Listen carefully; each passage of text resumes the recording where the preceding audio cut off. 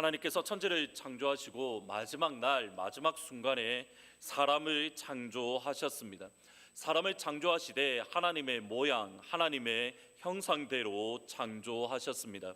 하나님이 이르시되 우리의 형상을 따라 우리 모양대로 우리가 사람을 만들고, 하나님이 자기 형상 곧 하나님의 형상대로 사람을 창조하시되 남자와 여자를 창조하시고, 여기서 말하는 하나님의 형상이 정확하게 무엇인지 학자들 사이에 많은 의견들이 있습니다. 방금 읽으셨던 구절에 의하면 하나님의 형상이 이것이다 라고 말할 수 있는 것이 한 가지 있습니다. 하나님의 형상대로 사람을 만드시되 남자와 여자로 창조하시고, 하나님께서 하나님의 형상대로 창조하셨는데 남자와 여자를 창조하셨습니다. 남자와 여자라는 가정 또는 사회, 공동체 안에서 하나님의 형상을 발견할 수 있다라는 뜻입니다. 하나님께서 먼저 삼위일체 성부 하나님, 성자 하나님, 성령 하나님으로 계십니다. 피셔 프렌즈의 주중에 피셔 프렌즈의 학생 중 한 명이 아버지에게 이런 질문을 했다라고 합니다.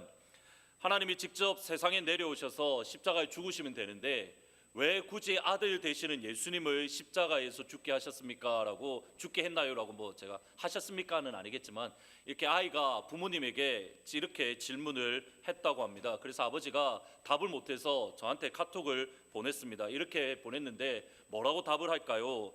제가 답을 한동안 안 했습니다. 한 이틀 동안 답을 안 했습니다. 저도 한 번도 생각 못한 질문이었기 때문에 답을 한참 동안 안 하다가 끝까지 그 다음에 뭐라고 하시냐면, 목사님 왜 답이 없으십니까? 왜 이렇게 또 답을 보내셨길래 작정을 하고 아예 장문의 카톡을 보내어 드렸습니다. 그 내용이 뭐냐면 이겁니다. 에베소서 1장에 의하면 영원전부터 하나님 아버지는 예수 그리스도를 통해서 우리를 구원하기로 하나님은 먼저 작정하셨습니다.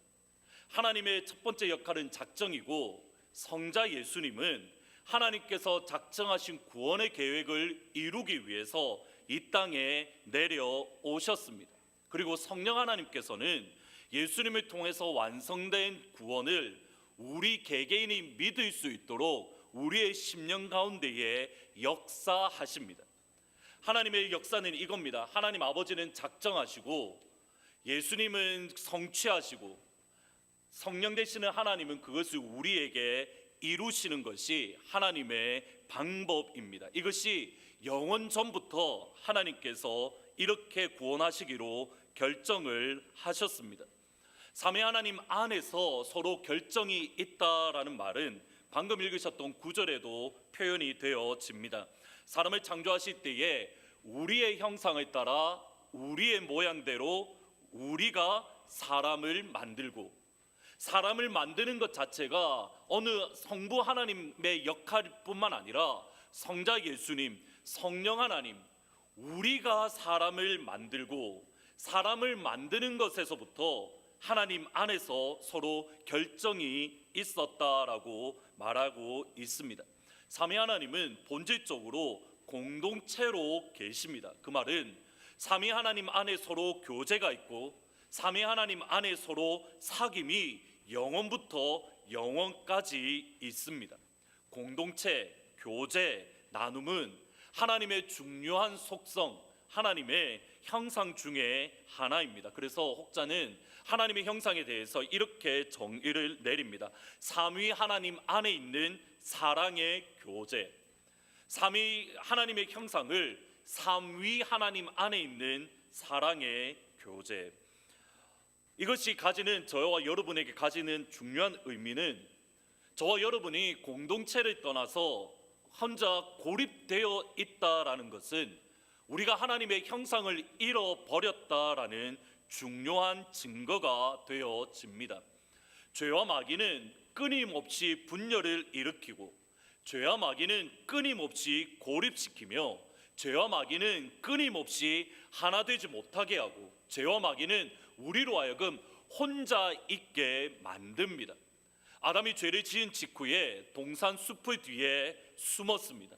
하나님과의 관계에 분열이 일어났고, 숲을 뒤에 스스로 숨어서 혼자 고립되어 버렸습니다. 반면에 예수님은 분열된 것을, 분리된 것을 회복하시고 치료하시고 하나됨으로 이끌어 주십니다.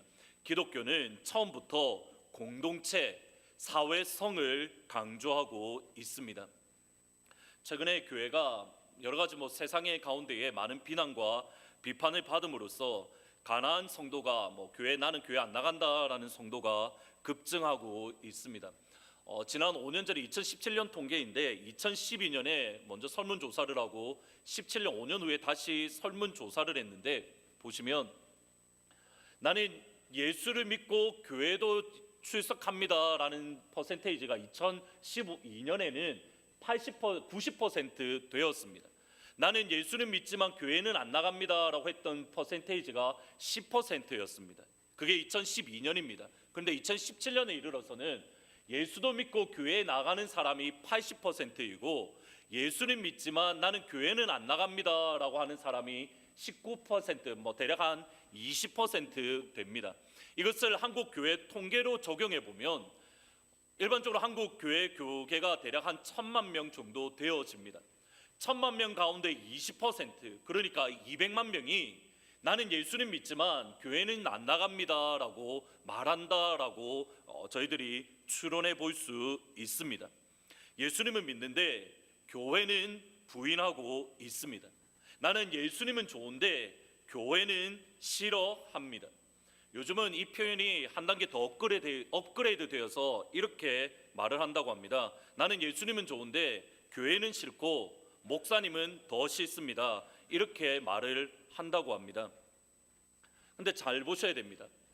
우리가 싫다라고 말하는 그 교회가, 우리가 부인하는 그 교회는 사도행전 말씀에 의하면 20장 말씀에 의하면 주님의 피로 값주고 사신 교회입니다. 예수님의 말씀이 분명히 이렇게 선언합니다. 내가 이 반석 위에 내 교회를 세우리니. 마태복음 16장의 이 표현을 보시면 내가 예수님이 강조하고 있습니다. My church, I built my church upon this rock. 내 교회를 내가 세우리라. 교회는 처음부터 예수님의 교회입니다. 우리가 교회를 부인하고 교회를 싫어하고 교회를 미워하는 것, 이것은 정확하게 예수님을 부인하는 것이고 예수님을 미워하는 것이고 예수님을 싫어하는 겁니다. 다르게 표현을 하면 우리가 교회를 부인하는 것, 공동체를 부인하는 것, 성도의 교제와 성도의 하나됨을 부인하는 것은 우리가 하나님의 형상을 부인하는 것과 동일합니다.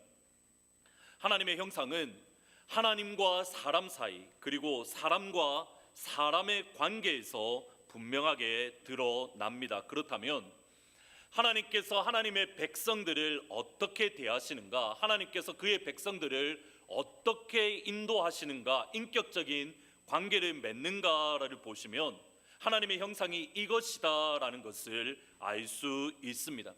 하나님께서 그의 백성을 대하시는 방법 중에 제가 흥미롭게 본 것이 사라가 이삭을 낳은 직후에 그가 했던 고백입니다. 같이 한번 읽어 보십니다. 사라가 이르되, 사라가 경험한 하나님께서 사라를 대하시는 성품, 성격은 어떤 거냐면 하나님이 나를 웃게 하시니 내가 웃으리로다. 내가 내 스스로 웃는 것이 아니라 하나님 아버지께서 나로 하여금 웃게 하셨으니 God has made laughter for me. 하나님께서 나를 위해서 웃음을 만들어 주셨으니, 히브리어 말에 번역하면 저 표현이 더 맞습니다. 하나님께서 나로 하여금 웃음을 주셨으니, 웃게 해 주셨으니. 사라가 고백한 하나님의 형상, 하나님의 모습은 나를 웃게 하는 하나님 아버지입니다. 웃음을 주는 하나님, 기쁨을 주는 하나님, 이것이 사라가 경험한 하나님의 속성, 하나님의 형상이고, 성경은 처음부터 끝까지 여기에 대해서 분명하게 말씀을 합니다. 웃음을 내 입에, 즐거운 소리를 내 입술에 채우시리니, 무릇 시온에서 슬퍼하는 자에게 화관을 주어 그 죄를 대신하며 기쁨의 기름으로 그 슬픔을 대신하며 찬송의 옷으로 그 근심을 대신하고 그들이 의의 나무 곧 여호와께서 심으신 영광을 나타낼 자라 일컬음을 받게 하려 하심이라. 욥기에 분명하게 이렇게 말씀을 합니다. 하나님은 저와 여러분의 입술에 웃음을 충만하게 채워주시는 하나님 아버지입니다.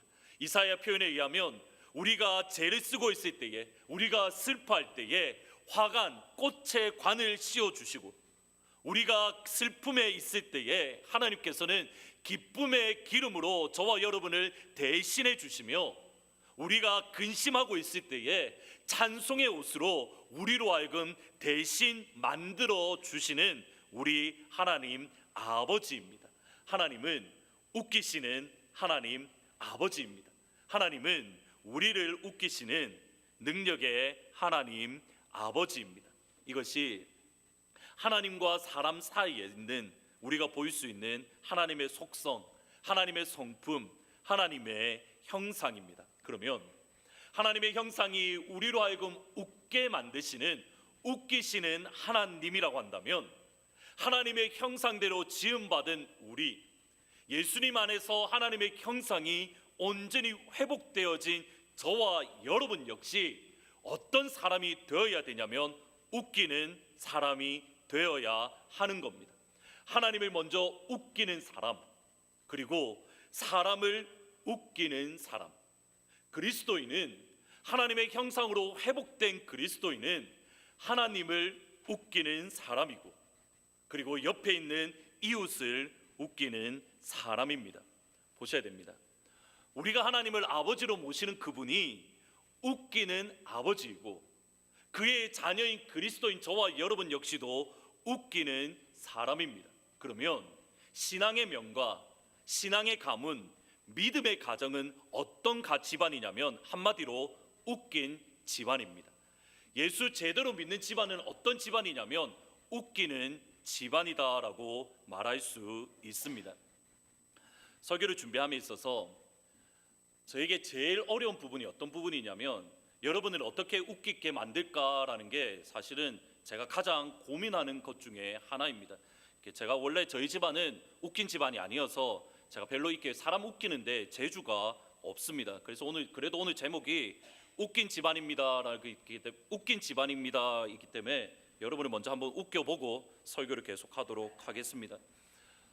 신자이지만 매우 방탕하게 생활하던 총알택시 기사 아저씨와 목사님이 한날 동시에 천국에 갔습니다.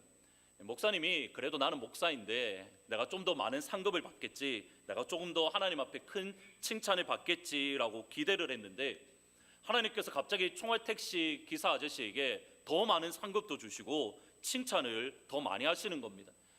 목사님이 가만 보다가 속이 너무 상해서, 하나님 그래도 내가 목사인데 그래도 내가 칭찬을 더 많이 듣고 내가 더 많은 상급을 받아야 되지 않겠습니까? 라고 따지며 물으니까 하나님이 이렇게 답을 하셨습니다. 얘야, 너는 설교 시간 때에 항상 사람들을 졸게 만들었지만 총알택시 기사는 항상 사람들을 기도하게 만들었다. 그래서 이 사람에게 더 큰 상급을 주었다라고 말씀했다고 합니다. 오늘 저희들이 사도행전 8장의 말씀으로 성경적인 웃긴 집안이 무엇인지 저는 얼마나 감사한지 모르겠습니다. 여러분이 성경이 말하는 웃긴 집안이 여러분 이 뜻이 아니기 때문에 감사한데, 사도행전 8장에 나오는 빌립을 중심으로 한번 과연 하나님이 원하시는 웃긴 집안이 누구인지 살펴보려고 합니다. 한번 같이 읽어 보시겠습니다. 그 성에 큰 기쁨이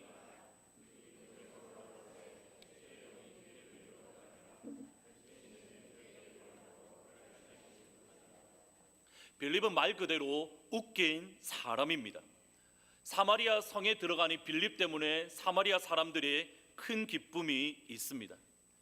빌립이 에디오피아 내시 간다게의 국고를 맡은 내시 관리를 만나니 그가 기뻐하고 고국으로 돌아갔습니다.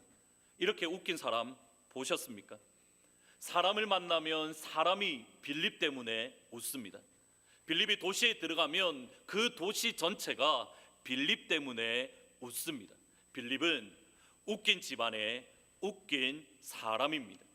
그러면 왜 빌립이 하나님의 말뜻 형상을 닮은 웃긴 집안의 웃긴 사람이 될 수 있었습니까? 첫 번째로는 빌립의 하나님에 향한 온전한 순종 때문입니다. 웃긴 집안은 하나님께 온전하게 순종하는 집안입니다.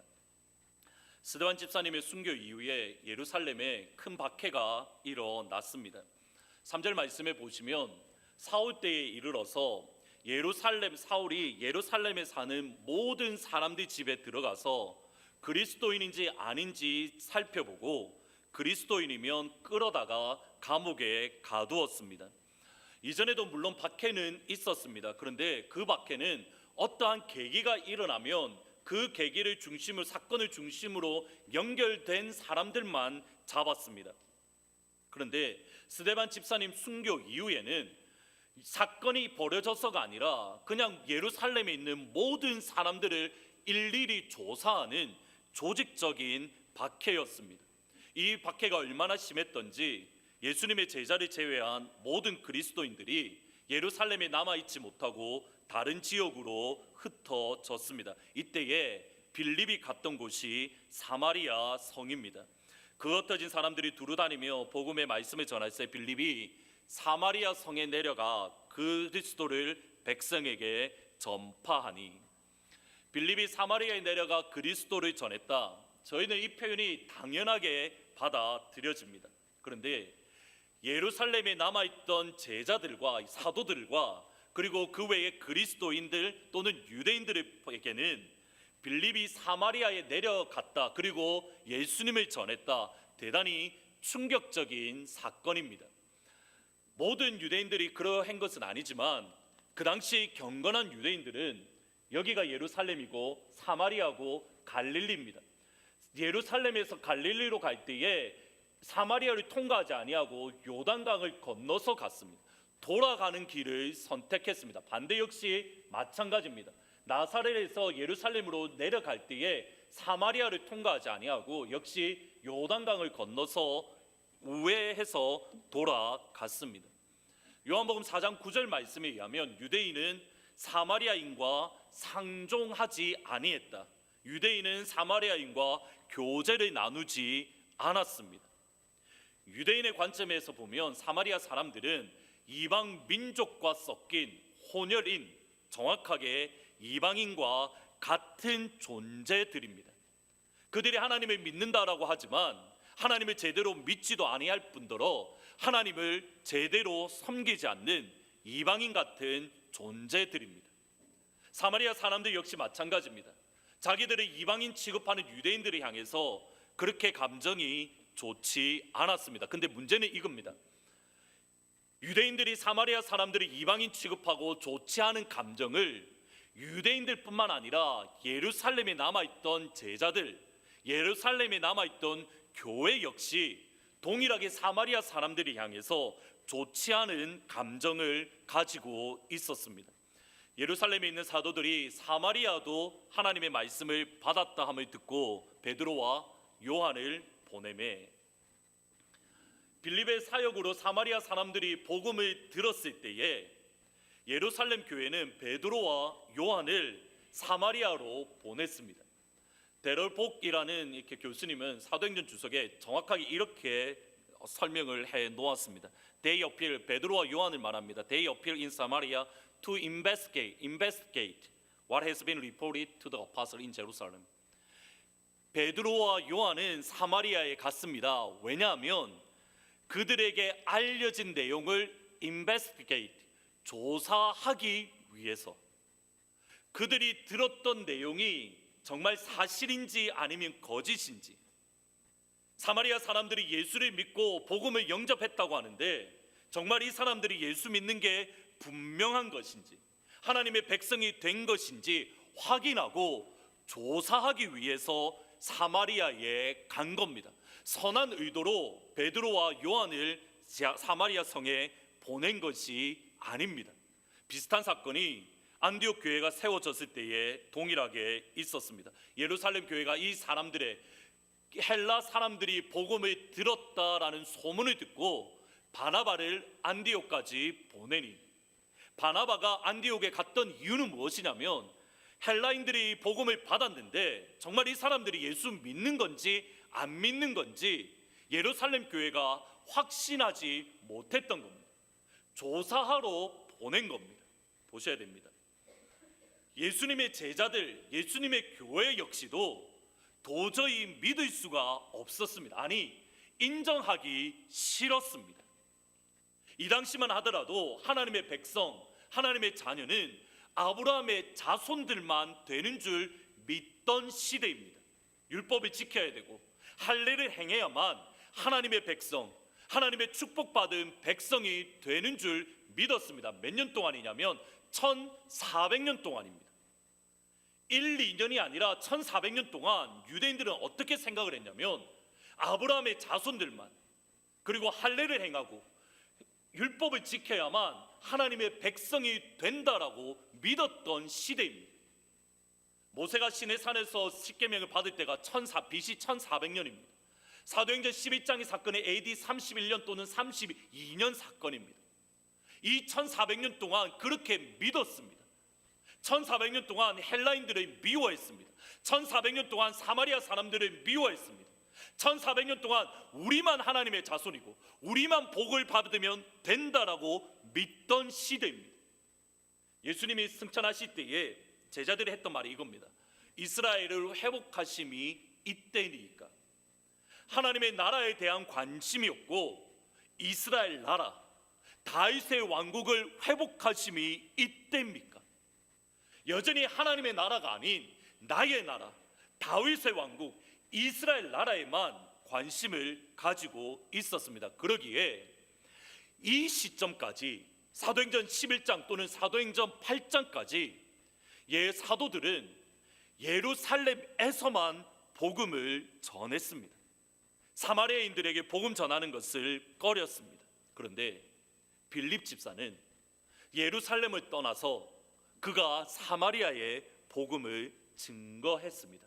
이유가 어디에 있습니까? 같이 한번 읽어보십니다. 오직 성령이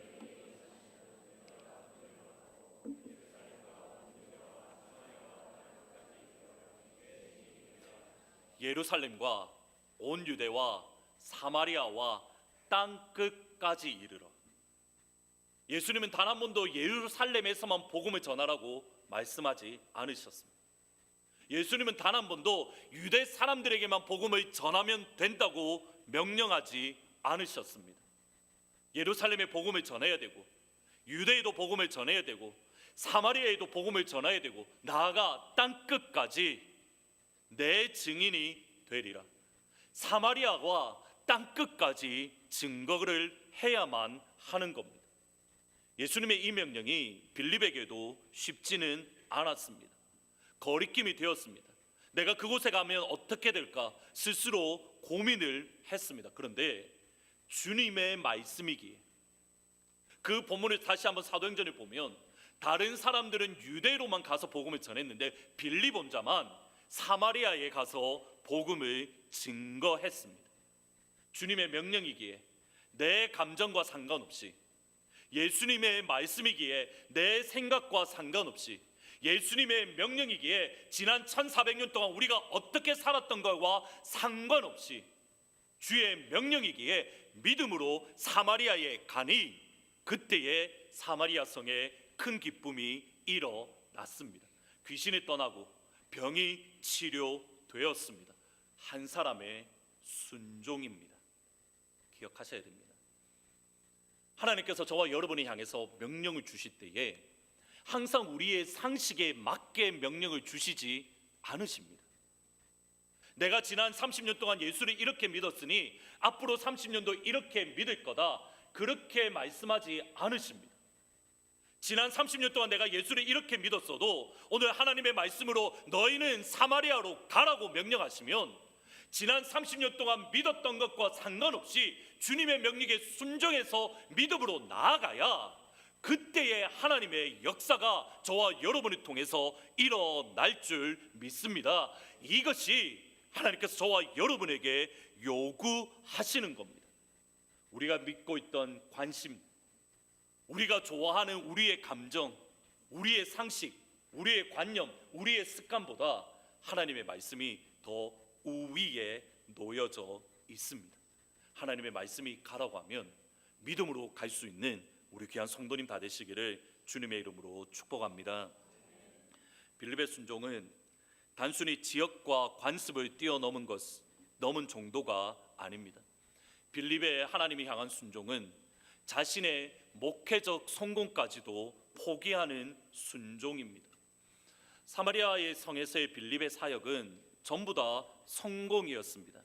베드로와 요한을 포함한 예루살렘 교회가 빌립의 사마리아 사역을 인정할 정도입니다.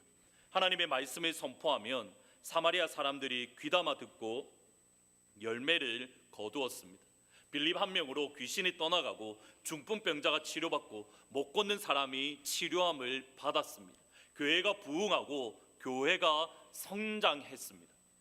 그리고 교회가 성장함에 따라 사마리아 교회도 빌립 집사가 필요했습니다. 이때 하나님께서 빌립에게 주신 명령이 전혀 말도 안 되는 엉뚱한 명령입니다. 같이 읽어보시겠습니다. 주의 사자가 빌립에게 말하여 이르되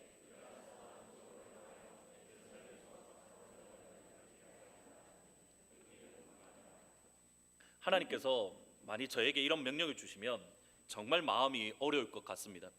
저희 식으로 이거를 조금 번역하면 이렇게 말할 수가 있습니다. 하나님께서 우리 교회에 정말 큰 은혜를 주셔서 우리 교회가 폭발적으로 부흥하고 성장을 합니다. 3부 지금 저희 1부, 3부는 KM이고 2부 예배는 EM인데 이것이 막 5부 예배, 6부 예배까지 드려지게 되고 지금 빈자리가 있는데 빈자리가 하나도 없이 모두 다 채워집니다. 아무도 왜 아멘을 안 하십니까? 그렇게 될 줄 믿습니다. 근데 말씀을 들으면 제가 말씀을 선포하면 모든 성도님들이 귀담아 듣고 졸지도 아니하고 주무시지도 아니하고 엉뚱한 생각도 아니하고 제가 선포하는 모든 말씀을 다 듣고 그 말씀대로 지켜 행하십니다. 주무시면 안 됩니다. 제가 이 말씀을 드리는 것은 누군가가 주무시기 때문입니다. 말씀을 선포하면 사실 이게 정확하게 빌립의 사역입니다. 빌립이 주의 말씀을 선포할 때 사마리아 사람들이 귀담아 들었다라는 표현입니다. 믿음이 점점점 자랍니다. 신앙의 성장과 성숙이라는 열매가 맺힙니다. 기도하면 귀신이 떠나고 우리가 합심하여 기도할 때마다 병든 분들이 치료받고 연약한 분들이 일어납니다. 그리고 모든 성도님들이 저를 목회자로서 인정하고 좋아해 주십니다. 왜 또 역시 아멘을 안 하십니까? 싫으십니까? 모든 분들이 저를 목회자로 인정하고 좋아해 주십니다. 아멘 안 하신 분 몇 분 봤습니다. 나중에 보겠습니다. 그런데 갑자기 하나님이 저한테 기도 중에 너 거기 떠나 이렇게 명령을 주신 겁니다. 지금 빌립의 상황이 정확하게 이와 같습니다. 제 마음이 어떻겠습니까? 교회가 한참 부흥하고 한참 성장하고 모든 성도님들이 저를 좋아하고 저 역시 여기 있는 게 너무 좋은데 하나님이 갑자기 떠나라. 빌립이 떠나기 싫었지만 하나님의 명령에 순종해서 사마리아를 떠났습니다. 그 다음에 보셔야 됩니다. 순종해서 사마리아를 떠나서 하나님의 인도하심을 따라 갔는데 그곳이 어디입니까? 그 길은 광야라. 믿음으로 순종해서 따라갔는데 하나님이 보내신 곳이 사람이 아무도 살지 않는 광야, 사막 한가운데입니다. 광야라고 번역되어 있는 단어는 다 사막이라는 뜻입니다. 사막 한가운데 하나님께서 빌립을 보내신 겁니다. 그것도 황당한데 그 가운데서 겨우 만난 한 사람이 사막에 사는 사람이 아니라 예루살렘에서 예배드리고 자기 집으로 가는 에디오피아 내시 한 명입니다. 에디오피아는 오늘날 수단 지역으로 흑인들이 사는 지역입니다. 여기까지 보셔야 됩니다. 빌립의 사마리아 사역 실패하지 않았습니다. 반대로 너무 잘 되었습니다. 그의 목회가 너무 성공하고 있습니다. 근데 하나님은 떠나라라고 명령을 주시고 그 명령에 따라 순종하여 나아갔습니다. 나아가니 사막 한가운데입니다. 그리고 그 사막 한가운데에서 겨우 만난 한 사람이 이디오피아 내시 한 명입니다. 그와도 오랜 기간 머물러 있었던 것이 아니라 그 자리에 잠깐 만나고 이디오피아 내시는 자기 집으로 갔고 하나님께서 빌립은 가이사랴로 보내어 버리셨습니다. 이디오피아의 내시 1명, 사마리아를 떠나서 그가 얻은 영혼의 전부입니다. 손해 아닙니까? 사마리아에 남아 있었으면 더 큰 열매를 거두었을 건데 하나님께서 떠나라고 해서 순종하여 가니 겨우 얻은 영혼이 에티오피아 내시 1명. 손해 아닙니까? 저희 교회에서 50분 가량 떨어진 곳에 뉴헤븐 한인 장로교회가 있습니다. 이렇게 알아보니까 정구 목사님이라고 예전에 담임 목사님이 계셨는데 2005년도에 사임을 하시고 사임을 하셨습니다. 그런데 2005년도에 정구 목사님이 사임을 하실 때에 교회가 한참 부흥하고 성장하고 있었습니다. 듣기로는 그 당시 성도가 700명이 넘었다라고 합니다. 뭐 주일학교 아이들 다 포함해 EM 포함해서 700명이 넘었다라고 말씀합니다. 커리티켓에서 한인이 700명이다. 정말 많은 숫자입니다. 단순히 교회만 부흥하고 성장한 게 아닙니다. 지금까지 제가 여러분들을 많이 만났는데 정구 목사님에 대해서 뭐 나쁜 말을 한다든지 안 좋은 평가를 하시는 분 아직까지 한 번도 만난 적이 없습니다. 그런데 교회가 한참 부흥하고 목사님도 목회를 열심히 재미있게 하시는데 2005년 7월 달 교회를 사임하시고 니카라과 선교사님으로 갔습니다. 니카라과 선교사님으로 가셔서 사역은 또 어떠했습니까? 2015년 3월부터 니카라가 10년 가까이 사역한 그 니카라가 현지인들의 모함을 받아서 정확하게 128일 동안 감옥에 갇혀 있었습니다. 잘못해서 감옥에 갇힌 게 아니라 현지인의 모함을 받아서 감옥에 갇히셨고 사역이 이제는 더 이상 안 되기에 무혐의로 풀려나서 사역이 더 이상 안 되기에 미국으로 돌아오셨다가 다시 지금 선교사로 나가 계십니다. 질문을 드리겠습니다. 정구 목사님이 선교 가는 것 하나님 앞에 맞는 겁니까? 틀린 겁니까? 가시는 게 옳습니까? 가시지 않는 게 옳습니까?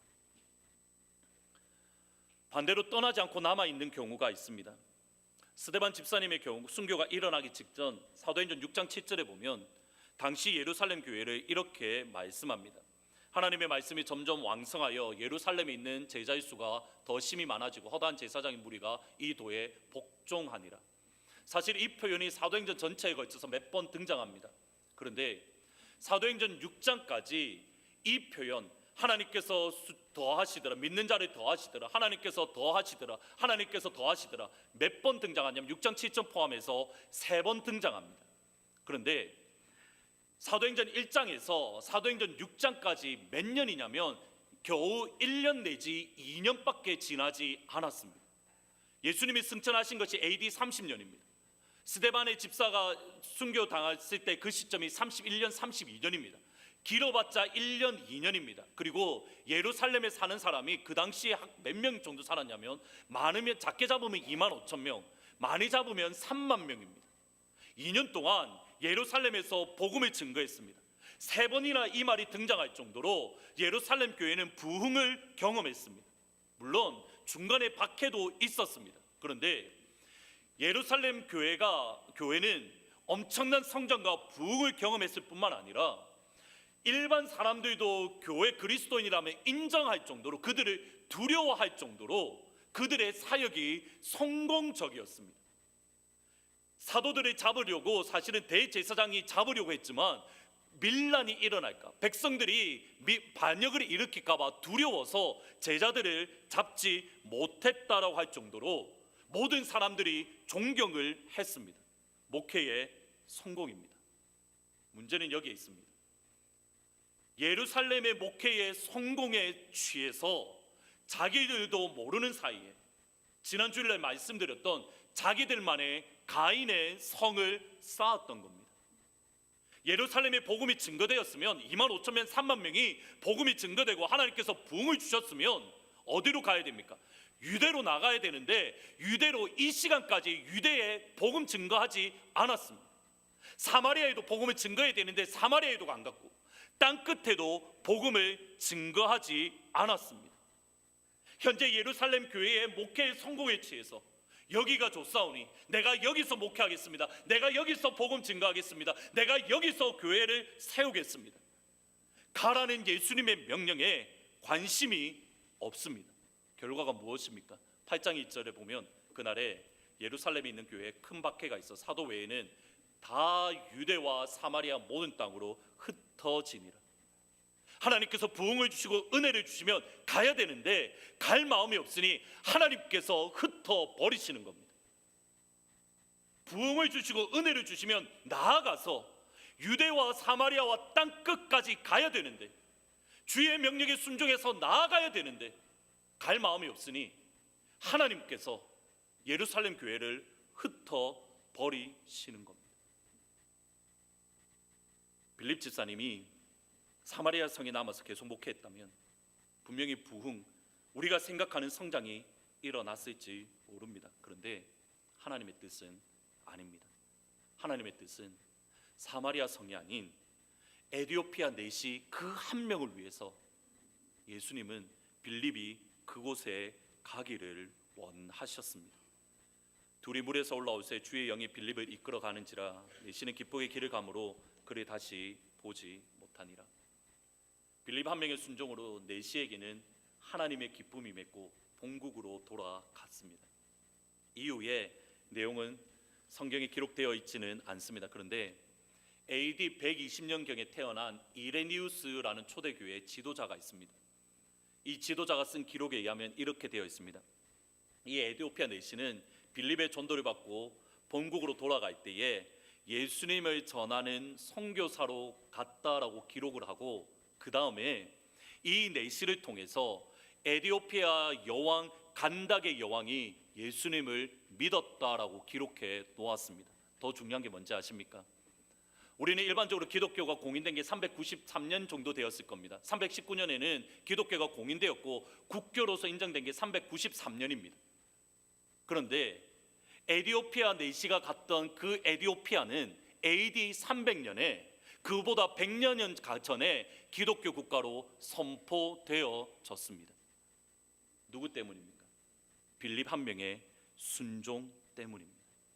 내가 쌓아놓았던 가인의 성에 만족하지 아니하고 하나님의 명령에 믿음으로 순종하여 가니 하나님께서 빌립 한 명을 통해서 에디오피아 내시 한 명만 전도된 것처럼 보이지만 하나님의 큰 나라의 역사에 있어서는 에디오피아라는 나라가 하나님의 나라로 확장되어지는 역사가 일어났습니다. 빌립 한 명의 순종입니다. 우리가 우리의 성공에 취해서 이 자리에 머물러 앉아 있다면 하나님의 역사가 일어나지 않습니다. 하나님의 역사는 우리가 성공했다는 그 자리에서 때로는 과감하게 믿음으로 떠나서 우리가 손해를 본다 하더라도, 내가 모든 것을 내려놓아야 된다 하더라도 믿음으로 나아가면 그때에 하나님의 역사가 일어나는 겁니다. 이번 주 화요일부터 멕시코로 10명의 성도님들이 단기 선교를 갑니다. 일단 이분들은 하나님의 은혜 안에서 있다는 커네티켓을 떠나셨습니다. 제가 믿기로는 이분들을 통해서 빌립에 일어났던 사마리아 성의 역사가 일어나기를 주님의 이름으로 축복합니다. 이번엔 10명의 사역을 통해서 그 가운데 복음의 씨앗이 뿌려지고, 우리는 알 수 없지만 이분들의 사역을 통해서 유카탄이 복음화되는 놀라운 역사가 일어나기를 주님의 이름으로 축복합니다. 마지막으로 제가 이렇게 설교를 하면 성도님들이 저한테 때로는 카톡을 보내십니다. 목사님 어디 떠나십니까? 떠날 계획 전혀 없습니다. 아직까지 하나님이 그렇게 말씀도 안 주셨고 아직 갈 마음 없습니다. 여러분만 억울해하시면 있을 겁니다.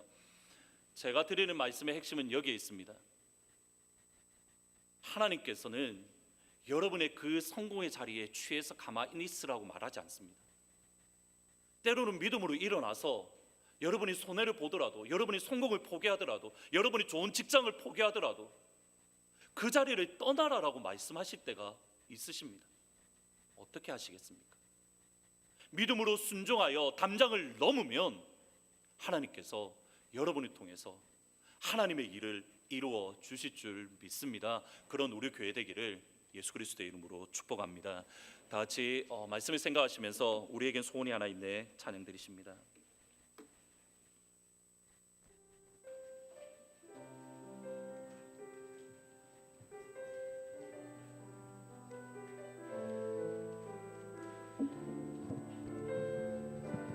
우리에겐 소원이 하나 있네. 주님 다시 오실 그날까지 우리에겐 소원이 하나 있네. 주님 다시 오실 그날까지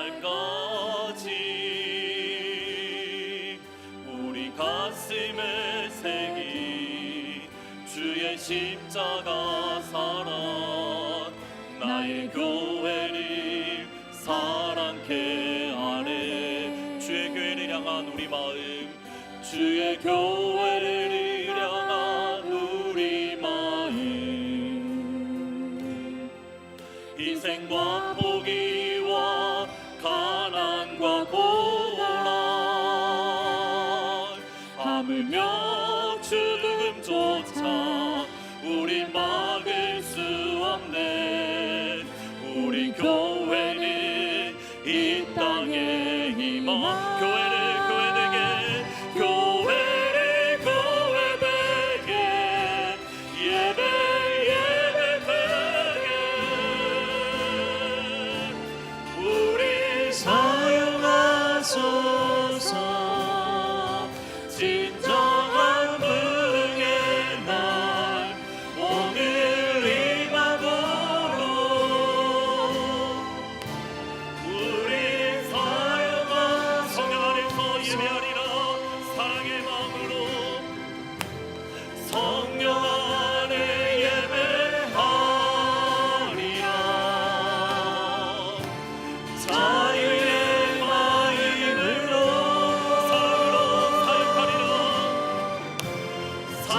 사랑으로 사역하리라. 교회는 생명이니 교회를 교회되게 예배 되게 우리 사용하소서.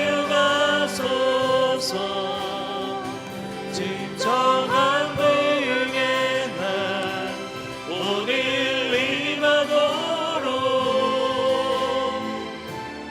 우리 사용하소서.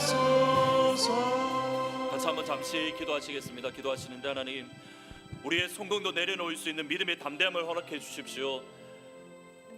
세상 부귀 영화보다 주님이 더 사랑스럽고 주님이 더 존귀하고 주님이 더 높으시기에 주님 가라고 하시면 세상 성공도 내려놓고 하나님의 명령에 따라서 나아가며 하나님의 명령에 따라서 멈출 수 있는 믿음을 주십시오라고 기도하시되, 특별히 하나 더 기도하실 것은 송정은 집사님 위해서도 기도해 주시고, 특별히 지금 우리 교회 성도님들, 부모님들 가운데에 편찮으신 분들이 많습니다. 하나님 치료하여 주십시오. 주님의 치료의 광선을 바라여 주십시오라고 다 같이 설교 말씀을 생각하시면서 잠시 한 목소리로 기도하십니다. 기도합니다.